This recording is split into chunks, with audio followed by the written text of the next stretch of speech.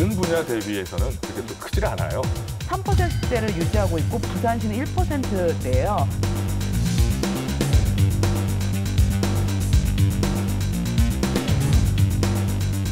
직접적으로 운영비 지원되는 부분은 사실 그 전체 예산 대비 한 3에서 5%. 손이 이렇게 들쑥날쑥한 거는 화장실 들어갈 때 마음, 나올 때 마음 다르다는 겁니다. 실질적으로 굉장히 참 열악하고 어려운 상황인 것은 맞는 것 같습니다. 의료시설이 제대로 갖춰지고 수술할 수 있는 시설, 여러 가지 시설들이 제대로 갖춰져야 숫자대에 감춰진 비밀을 찾아라 예산 추적 프로젝트 빅벙커에 오신 여러분 환영합니다. 반갑습니다. 자, 지난주에 이어서 오늘은 이 다양한 사례를 통해서 공공의료의 필요성과 관련해 얘기를 나눠볼까 합니다. 함께해 주신 예산감 시의원들 한 분씩 또 소개해 드릴 텐데요. 자, 우선 배 의원님 소개해 주시죠. 반갑습니다. 네. 오늘 두 번째 만남이네요. 반갑습니다. 아유, 이렇게 옷도 안 갈아입으시고. 네. 네. 오늘도 우리 시민들의 입장에서 알기 쉬운 말로 재미있게 하도록 하겠습니다. 자, 지난 시간에도 사실 굉장히 알기 쉽게 풀어서 얘기를 해주셔가지고 저로서는 사실 매 시간마다 진행자로 앉아는 있습니다만 그 사안을 늘 배우거든요. 그 정체를 우지영 박사는 알아요. 제가 아무것도 모르는 거를. 근데 방송을 통해 늘 배우곤 하는데 아주 지난주에 큰 도움이 됐다는 말씀 이제 드리고요. 자, 우 박사님도 어떻게 그 차례 그냥 오셨는데 인사해 주시죠. 근데 우리 사회자님이 이해력은 진짜 빨라요. 예, 순발력도 빠르고 저도 우리 의원님이 쉽게 설명해 주셨는데 그걸 보고 이제 예산은 저도 쉽게 좀 설명해야겠다. 그래. 우리 시청자들을 위해서. 해야 돼요. 이렇게 웃으면서 좀 해주시고. 네. 자, 이 의원님. 네, 반갑습니다. 되게 바쁘시게 깨우치고 자료 준비하고 계시는데. 예, 반갑습니다. 네. 저는 뭐 하던 대로 하겠습니다. 고맙습니다. 네. 자, 그리고 2주째 못 올라오고 계십니다. 지금 병원도 비워놓으시고. 원장님, 반갑습니다. 네.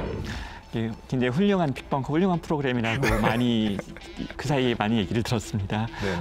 훌륭한 시민들이 계시는 지역이니까 훌륭한 방송이 만들어지는 것 같습니다. 많이 고맙습니다. 이번에도 그 훌륭한 방송이 만들어지는데 크게 좀 도움을 주시기 바라겠습니다.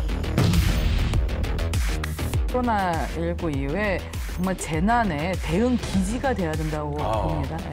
취약계층을 위한 진료비 등은 지자체가 비용 보전을 해준다는 얘기인가요? 그게? 아니요. 그렇게 이해하시면 안 될 것 같고요.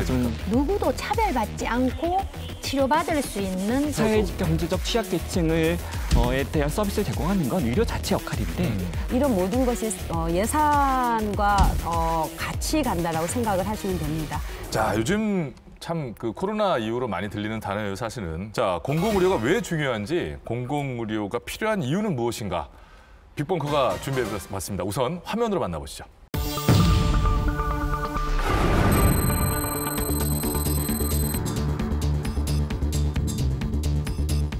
코로나 같은 전염병이 많이 생길 것 같아서 확충이 필요하다고 생각합니다. 정부에서 의료 시스템이 아직 많이 구축이 잘 안 된 것 같아서 코로나 직과 같은 상황이 닥치면 어차피 우리들한테 다 돌아오는 거기 때문에 저는 할 만하다고 생각합니다.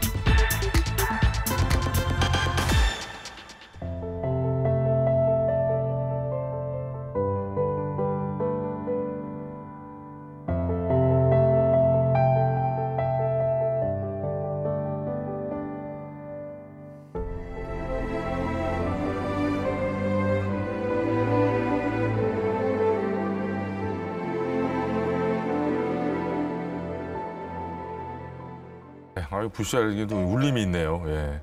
자, 네 분께 뻔한 질문 드릴게요. 짧게 대답해 주십시오. 공공의료가 필요하다고 보십니까? 네. 알겠습니다.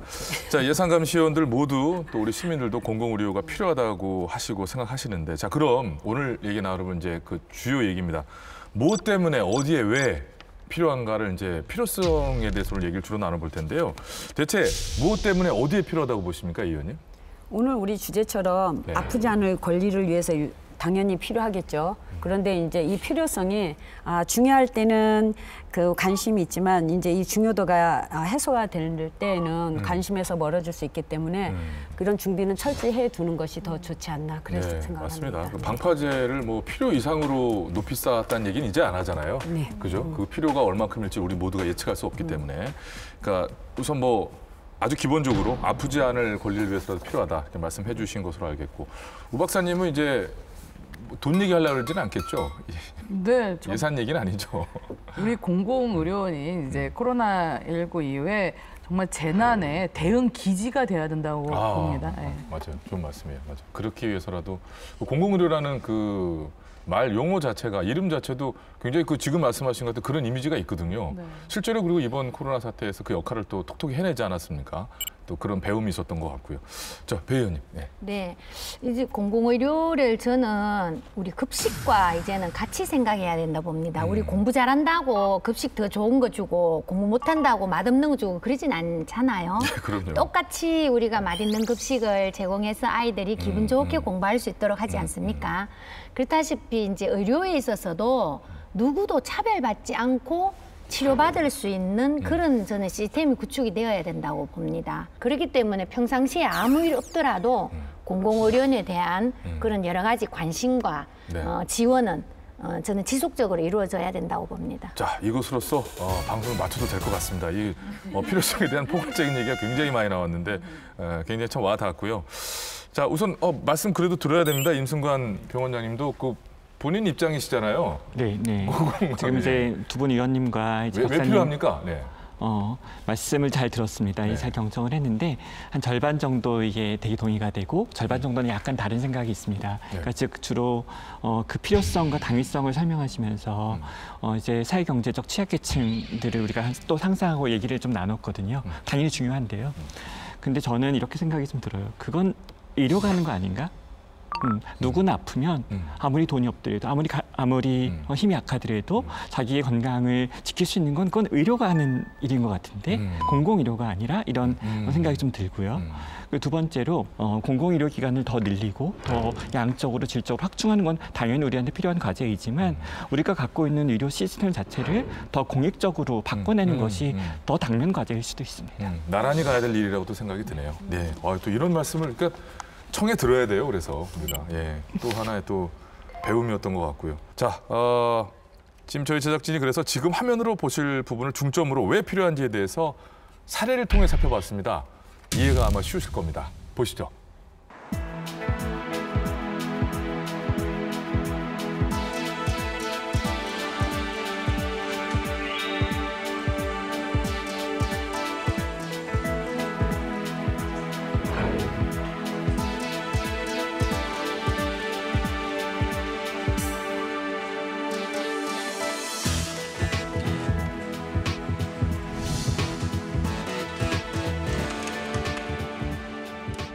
의료 취약계층 분들을 여기다가 저희가 시스템상으로 의뢰를 주시면 저희가 그때 주간 사례 회의를 통해 가지고 환자분을 이제 심의를 거쳐서 선정을 하고 그 이후에 의료적인 처치나 치료가 필요하면 저희가 함께 이제 동행 진료를 함께 시행하고 이후에 입원이 필요하면 입원 치료를 아니면 외래 치료를 하고 치료가 완결되고 나서는 다시 의뢰 주셨던 지역사회 기관에 피드백을 해드리는 그런 활동이라고 생각하시면 됩니다.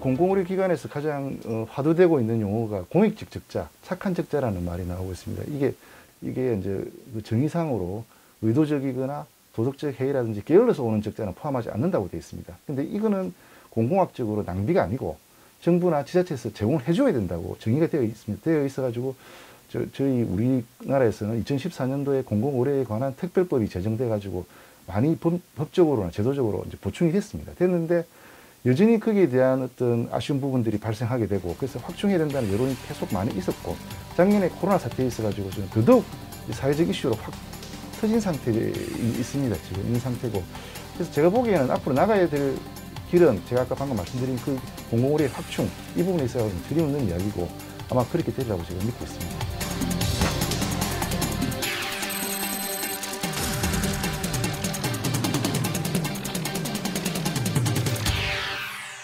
오히려 부산의료원이 더 공익적인 진료를 한다든지 취약계층 진료라든지 사회안전망으로서 역할을 하게끔 더 보존이 돼야 되는 상황인데 그런 부분들이 더 이제 채워지지 못하는 문제가 발생하는 거죠. 그렇다면 당연히 부산의료원의 역할이 더 위축될 수밖에 없고 공공병원이 운영이 위축된다는 말은 수익성을 위해서 운영할 수밖에 없다는 말로 곧 이어지거든요. 그러면 공공병원과 민간병원의 차이가 없어지는 어떤 결과를 초래하게 됩니다.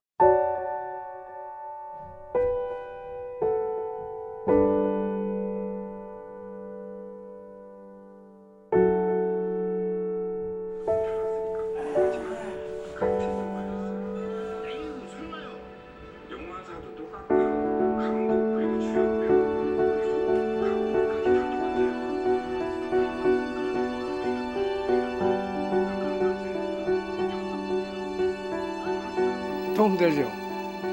상노약을 한 달에 아무리 못 가도 병원에 가고 이래 되면 병원에도 한 5천 원, 최하가 5천 원을 줘야 되고요. 약 타는데 한 2만 원 줘야 되거든요. 거기 그래 1년에 돈이 얼마입니까?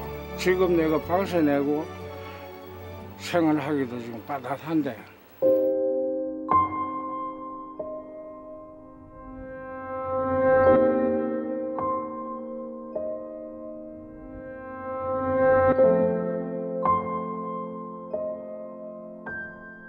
가난하고 부자이고를 떠나서 아프면 보호를 받을 수 있어야 되는데 이거는 공공과 민간의 문제가 아니고 의료라는 시스템 자체가 최소한의 공공성을 가지고 있어야지 돈에 차별받지 않고 누구나 의료적인 보장을 받을 수 있다는 거죠. 그렇기 때문에 공공의료가 필요하고 현재의 공공병원이 민간병원을 떠나서 의료라는 세팅 안에서는 최소한의 미니멈적인 공공성을 다 좀 띄워줘야 된다는 게 저는 출발이라고 봅니다.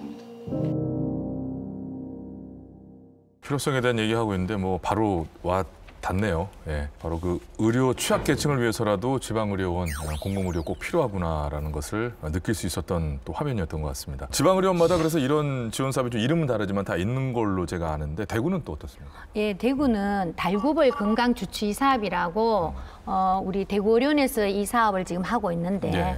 한마디로 의료와 복지 를 원스톱으로 해결하는 겁니다. 의료와 복지를 원스톱으로. 부산의 뭐 341이나 대구의 비슷한데 이제 그런 그 생각은 누구나 첫 번째 아이디어는 비슷하게 사실은 생각하게 될 것 같아요. 그 다음에 그 안에서 이제 디테일한 부분들이 어떻게 잘 이루어지는지 운영이 되는지가 관건일 거라는 생각이 드는데 자, 오 박사님. 네. 그러면 돈은 어디서 나나요? 그럼 이게 돈이 그 예산의 뿌리는 뭡니까? 어디서 나는 거예요? 지자체 예산이죠. 지자체 예산이죠. 국비도 좀 지원받고. 그러니까요. 네. 보니까 취약계층을 위한 진료비 등은 지자체가 비용 보전을 해준다는 얘기인가요? 아니요. 그렇게 이해하시면 안 될 것 같아요. 좀 이렇게 설명드리면 네. 이게 사회경제적 취약계층에 대한 시혜가 아니지 않습니까? 국민으로서의 건강권을 요구하고 얻어내는 과정들이잖아요. 네. 그래서 권리입니다. 권리여서 국가가 그 의무가 있습니다. 그래서 아까도 말씀드렸고 VCR에도 나왔는데 차별 없이 진료하는 것, 차별 없이 의료를 제공하는 것은 의료 자체의 역할이지 공공의료의 역할이라고 생각하면 좀 곤란할 것 같거든요. 그러면 두 의원님께서 말씀하신 아주 모범적인 이 사례, 대구의 달구벌이라든지 부산의 뭐 341이라든지 이런 사업도 얼마나 훌륭합니까? 저는 이렇게 됐으면 좋겠습니다. 대구시의 많은 민간병원들이 배워갔으면 좋겠습니다. 그게 역할이라고 생각합니다. 즉 공공병원들이 사회적 취약계층에 대한 어떤 역할이 없다는 뜻으로 제가 아까부터 이게 의료다라고 말하는 게 아니라 공공병원들이 그걸 제대로 잘할 역할이 있습니다. 그리고 알려주고 가르쳐줄 어떤 의무가 있는 것이죠. 그렇게 이해됐으면 좋겠습니다. 그것까지가 공공의료원의 역할로 그러니까 사회 경제적 취약계층에 대한 서비스를 제공하는 건 의료 자체 역할인데 공공의료 역할은 그것들을 정말 제대로 잘 하는 것. 그렇죠. 그래서 그것들을 파급하는 것이 공공병원의 역할이다.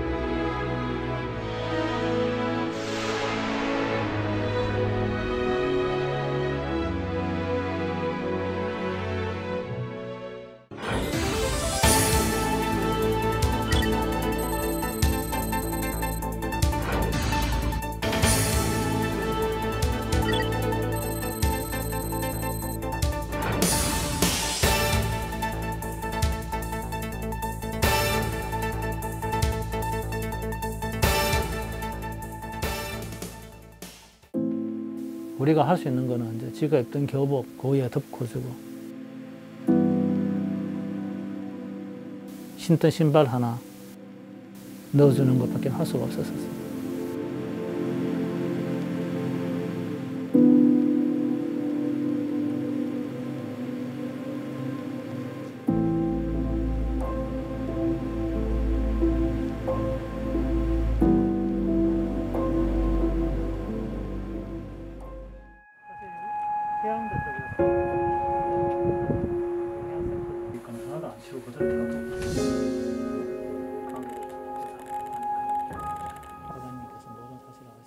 어떤 특정한 이것 때문에 죽었다 이게 아니에요.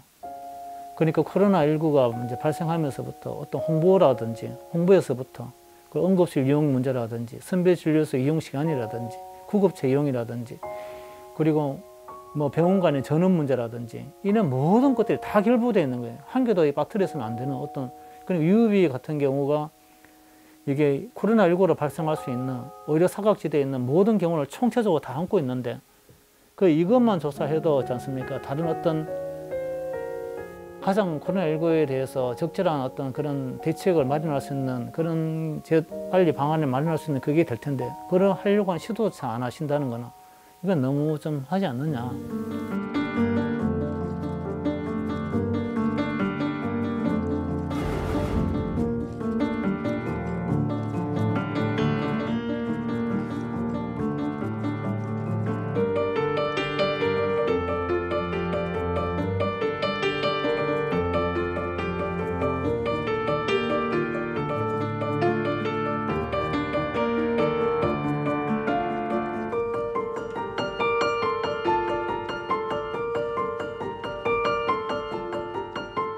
우리가 지금 이렇게 다니는 것들은 의사 형사적으로 뭐 이렇게 뭐 처벌해달라 그게 아니지 않습니까?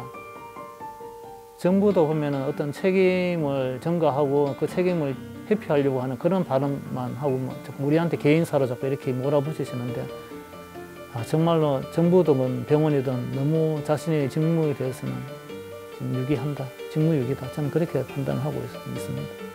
우리는 감염병이 발생할 때 이미 여러 차례 경험을 했지만 여전히 의료 체계가 매우 산을 갈아보게 되었습니다. 하나는 의료 체계 문제에 있어서 무엇이 문제인지 시행했던 사람들이 적절하게 의료 행위를 했었는가 하는 문제도 마지막으로 죽기 전에 할 수 있는 거는 우리가 이제 내가 여기서부터 힘들고 고통스럽겠지만 이것을 지역민들에게 각 이제 전국에 우리가 하고자 하는 이것을 알려갈 수 있는 그런 길은 도보를 통해서 지역민들과 같이 합류해가지고 마음을 공감대를 형성해서 이런 모든 것들을 일 개인의 문제가 아니고 사회적으로 공동적으로 극복해야 될 그런 사건이다.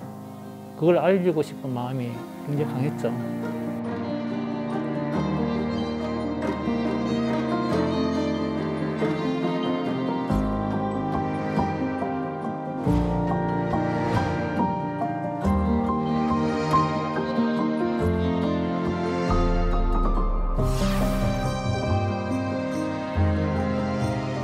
공공의료 충분히 강화될 수 있다고 보거든요.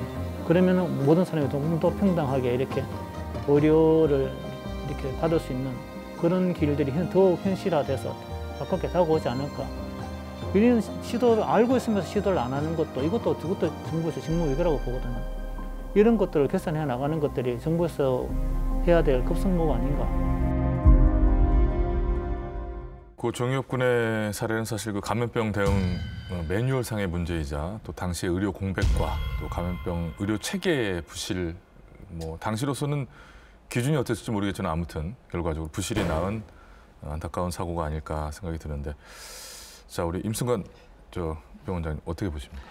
정말 안타까운 사건이고 이 유가족분들의 상심을 저희들이 어찌 다 이해할까 싶습니다. 그리고 이제 이 고 정유엽 군의 부모님께서 공공의료 강화라든지 의료 공공성 회복 이런 주장들을 이제 계속 하시잖아요. 근데 놀랍다는 생각이 들고 저 같으면 그냥 하염없이 그냥 슬퍼하고만 있을 것 같은데 정말 좀 대단하시다는 생각이 듭니다.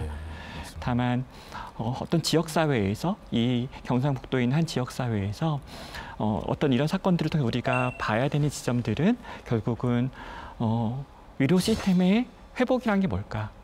의료 시스템을 공익적으로 회복한다는 게 뭘까? 라는 질문이 돼야 된다고 생각하고 그것들이 공공병원을 더 짓는 것처럼만 얘기되는 것도 좀 곤란할 것 같습니다. 그럼 250개 시군마다 지금 당장 다 사업을 할 수는 없는 거잖아요. 그렇다면 경산시에서 이런 일들을 줄이거나 우리가 낮추려면 어떤 일을 지금 해야 될 것 같은지 이런 고민들이 좀 넓게 이루어졌으면 좋겠습니다. 예, 맞습니다. 수도권에 비해서 이렇게 경북처럼 그 지역으로 갈수록 이제 지역 의료 체계 그 불균형이 존재를 합니다. 그래서 그걸 이제 수치로 따지는 게 치료 가능한 사망률이라는 게 있거든요. 치료를 했으면 살 수 있었던 거예요. 그래서 지역마다 차이가 많이 나요. 네네, 지역 격차가 아주 뚜렷한데 특히 경북이 조금 문제가 있는데요. 인구 10만 명당 치료 가능한 그 사망률을 보면, 사망 명수를 보면 서울 강남구 같은 경우에는 30명밖에 안 돼요. 근데 경북 영양군 같은 경우는 108명 정도로 보건복지부 통계에 따르면 나타나고 있거든요. 그래서 치료했으면 살 수 있었던 어떤 그런 부분들이기 때문에 공공의료의 어떤 그 필요성이 더 높아지는 것 같습니다. 뭐 그런 얘기들을 저희가 지금 현재 나누고 있는 거니까요. 공공의료의 필요성에 대해서. 공공의료가 또 그런 것들을 커버해 줄 수 있는 가장 또 큰 그런 우산의 하나이기도 하기 때문에 또 이야기를 나누고 있습니다.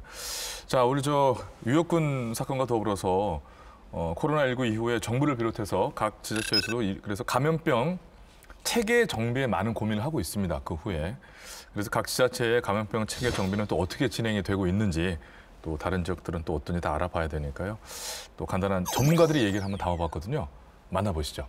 민간과 협력하되 공공기관, 권역 감염병 또는 권역 심리센터가 각 권역센터가 중심이 되고 나머지 권역센터가 아닌 병원들이 소위 협력병원, 협력기관이 돼서 지역 네트워크를 만드는 것이 필요하고 대구시는 거기에 굉장히 집중하는 게 좋다. 이런 측면에서 소위 대구형 지역 공공 네트워크를 만드는 게 필요하다. 부산시가 이제 감염병 대응하기 위해서 이제 별도의 또 과단위 조직을 하나 만들었어요. 시민방역추진단이라고. 이런 조직을 만들었는데 이제 감염병만 대응을 하게 되는 거예요. 감염병 위기 상황에 중증 진료나 진료 체계나 뭐 이런 것들을 모니터링할 수 있는 체계가 너무 부족하다는 거예요. 개별 병원들이 옛날에는 병원이라고 하면 당연한 걸로 갖춰놨던 응급실이나 여러 가지 수술 시스템 자체가 이게 해당 병원의 경영상의 문제와 맞지 않으면 전반적으로 다 축소를 합니다. 여러 가지 경영 압박이나 세상의 분위기 변화로 인해서 그런 것들이 유지가 안 되는 측면들이 많이 있습니다. 그게 앞으로도 계속 발생할 가능성이 많다라고 이야기를 하고 있고요.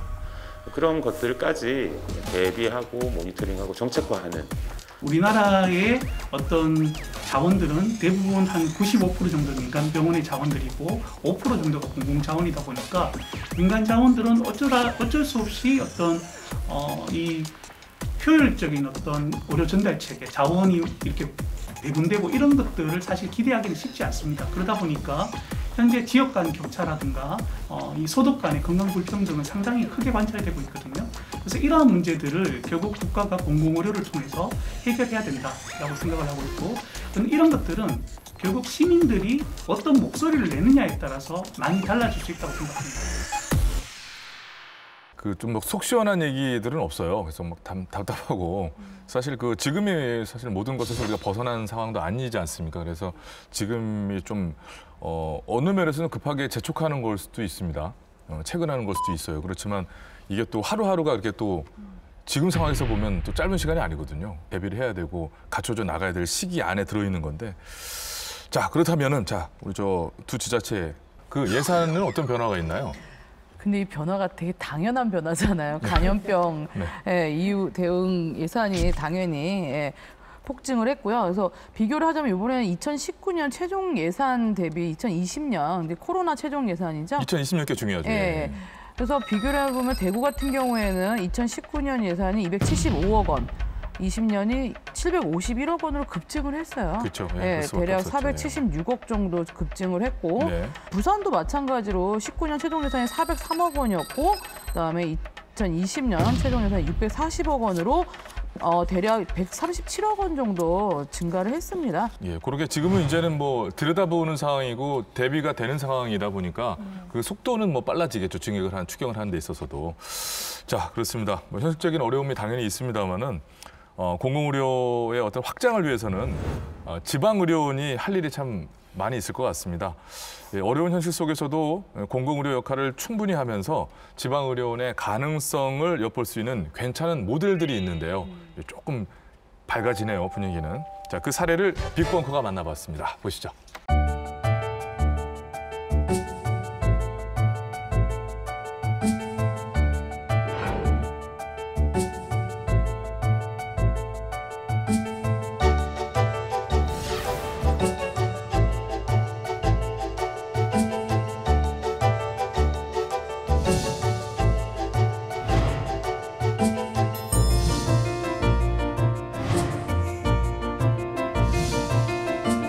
김천 지역의 그 인구 분포를 보면은 인구들이 고령 환자들이 굉장히 많습니다. 14만 중에서 4만 이상이 고령 환자인데 그런 그 고령 환자를 위한 특화된 그런 그 진료 시스템이 개선이 됐고 특히 이제 만성 질환 환자들 고령 환자니까 만성 질환 환자들에 대한 그 재활 치료 또는 전문 치료 이런 것들을 할 수 있는 그 시스템을 구축을 했고 또 거기에 맞춰서 직원들이 의료원 발전을 위해서 노력을 해야 되겠다 이런 그 마음 자세를 가지고 있었기 때문에 타 의료원에 비해서 좋은 의료원으로 지금 발전하고 있지 않나 생각을 합니다.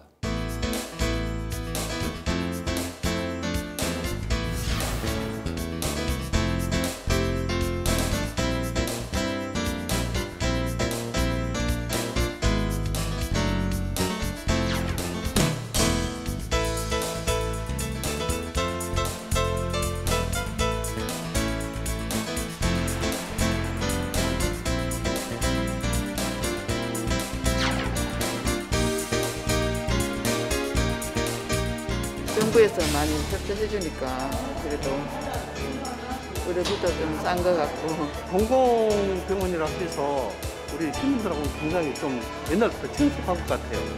또 대학병원보다도 항상 이웃집 같은 일반 보건소 같은 그런 식으로 가볍게 오는 거죠. 공공기관이다 보니까 그래도 믿음이 있고 또 정부에서 운영하는 거다 보니까는 가행 진료 안 하고 마음 놓고 진료를 받을 수 있다고 해야 하나요? 그런 점이 좋은 것 같아요. 네, 오늘 불시할 중에 이제 처음으로 밝고 막 희망찬 음악이 막 나오면서 그래서 좀 분위기가 좋았던 것 같은데 김천의료원의 사례를 이제 만나봤습니다. 외래 환자 증가와 또 공공의료를 위한 다양한 의료 서비스 사업의 추진 등의 면에서 높은 점수를 받으면서 보건복지 운영평가 하잖아요. 거기서도 우수기관으로 이제 선정이 됐어요. 임병 원장님 어떻게 보셨어요? 네. 많이 반성이 되는 VCR이었고요. 병원장이 한 명으로서 이 김천처럼 좀 잘 운영된다고 사람들이 칭찬하는 그런 공공병원은 대체로 두 가지 특징이 보이더라고요. 예. 하나는 내부 구성, 그 조직 구성원들이 되게 활력이 있어요. 어떤 이유인지 가서 이제 제가 배우고 저희 병원에 접목을 해야겠죠. 그리고 두 번째로 지방 정부가 굉장히 관심이 많아요. 이 두 가지 요인인 것 같습니다. 네. 그런 부분들을 모범을 잘 또 따라 배우고 전파돼야 될 것 같고요. 다만 이 지방의료원들이 운영상에 경영적으로 이렇게 흑자를 내기 어려운 구조가 있습니다. 그러니까 운영 적자가 굉장히 많은데 운영 적자 상태의 병원들이 많은데 조금 설명을 드리고 싶어서요.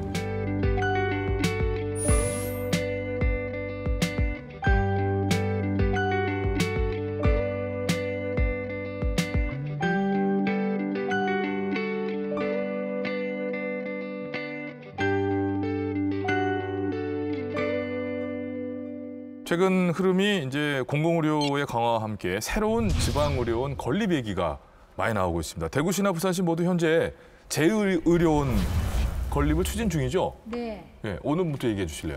네, 우리 지금 대구시 같은 경우는 이제 제2대구의료원 설립을 위한 타당성 조사 용역비가 이번 예산에 편성이 되었습니다. 예, 시작이 된 거네요. 그래서 이런 이제 이 감염병 주기가 자꾸 짧아지거든요. 네. 메르스, 코로나, 사스 이런 예, 게 지금 예. 짧아지고 있기 때문에 이런 짧아지는 감염병에 대응한 그런 부분에 있어서 공공의료에 대한 확충이 필요하고 또 하나는 우리 대한민국 전체도 지금 수도권과 비수도권 간의 이 차별화가 너무 심하지 않습니까? 갈수록.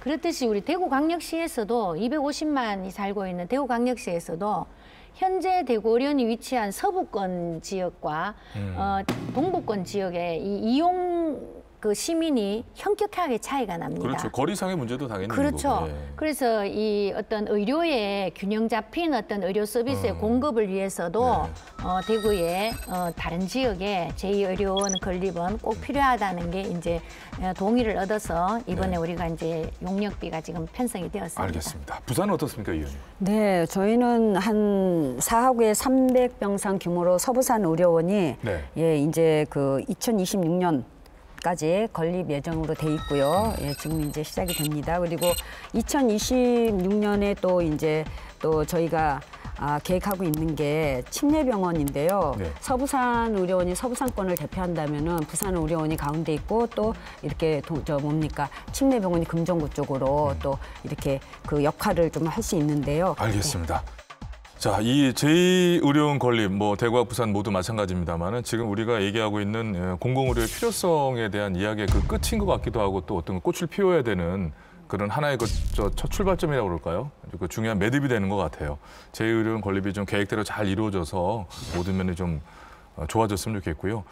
자, 지금까지 대구의료원과 부산의료원의 예산을 얘기로 짚어본 공공의료 체계의 또 현주소 혹은 문제점 그리고 필요성까지 얘기를 긴 시간 나눠봤습니다. 자, 마지막으로 이제 한 줄 평으로 마무리할 건데요. 예, 뭐 이렇게 한 줄 평이게 또 기다리시는 분들이 많아요. 우리 최고 고참. 예, 실컷 제가 하고 꽃도 제가 하고. 아이, 그게 또 이제 그럼요. 그러시잖아요, 우리 이성수가. 그럼요. 하겠습니다. 보건의 경쟁력은 도시의 경쟁력이다. 아이고, 예, 아주 공감이 갑니다. 예, 원장님. 시민의 요구가 반드시 필요하다. 이게 참 계속했다. 공감이 가는 우 박사님. 공공의료는 비용이 아니라 투자다. 맞습니다. 그것도 맞습니다. 배 의원님. 말로만 덕분에 하지 말고 지속적인 관심과 지원이 응원입니다. 이것도 다 맞습니다. 제가 이제 항상 장난으로 1등을 뽑는데 오늘 네 분이 해주시니까 한 줄 평이 다 너무나 와닿고 각각의 또 어떤 그 부분들을 맡아주신 것 같아가지고 오늘은 이제 공동 1위로다가 이렇게 하면서 저 인사를 또 들어보도록 하겠습니다. 자, 보편적인 의료와 취약계층을 위한 의료 지원 그리고 감염병 대응에 있어서 지방의료원의 역할이 매우 중요하다는 것을 다시 한번 깨닫게 되는 시간이었던 것 같은데요. 공공의료의 핵심이라고 할 수 있는 지방의료원이 제대로 뿌리 내릴 때 우리나라의 공공의료 시스템은 더 공고히 되지 않을까 하는 생각을 하게 됩니다. 자, 오늘 긴 얘기 나눴습니다만 그 결론은 역시나 우리 모두가 관심을 가져야만 그 시작되는 것 같아요. 네, 그렇게 정리를 저는 한 줄 평을 하도록 하겠습니다.